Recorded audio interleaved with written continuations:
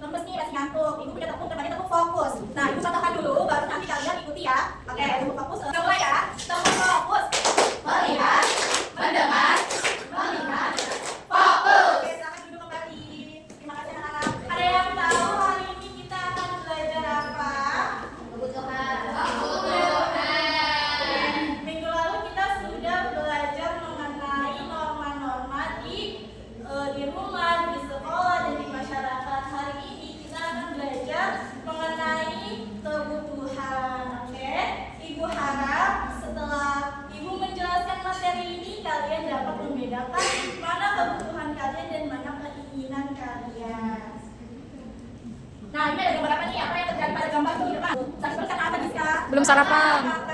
Kalau kita lupa sarapan, kita membutuhkan apa? Makan. Nah, ya, berarti makanan termasuk kebutuhan bukan?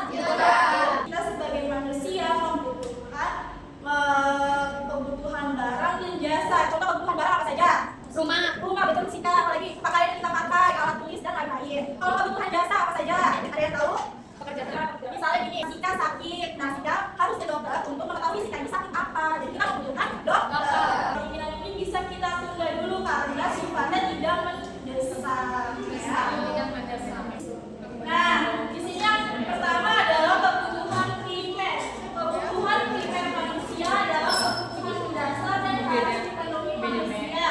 Terdiri dari 3 hal utama, yaitu makanan, pakaian, dan tempat tinggal. Jadi 3 komponen utama ini harus kita penuhi agar kita bisa tetap bertahan hidup. Bayangkan kalau kita ada makanan, kita tidak punya rumah, kita tidak punya pakaian, apa yang terjadi? Kan terus kepanasan tentunya.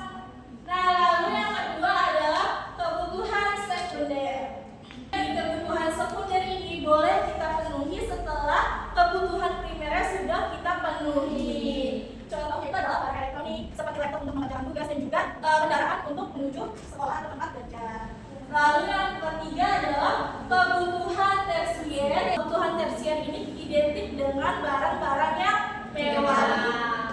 Ini tidak apa-apa jika tidak kita beli karena tingkat ekonomi setiap individu berbeda. Lalu, kenapa kebutuhan bisa berbeda? Kebutuhan tergantung pada siapa yang memiliki kebutuhannya. Contohnya, kamera akan menjadi kebutuhan primer untuk seorang fotografer. Karena fotografer tanpa kamera, dia tidak bisa bekerja.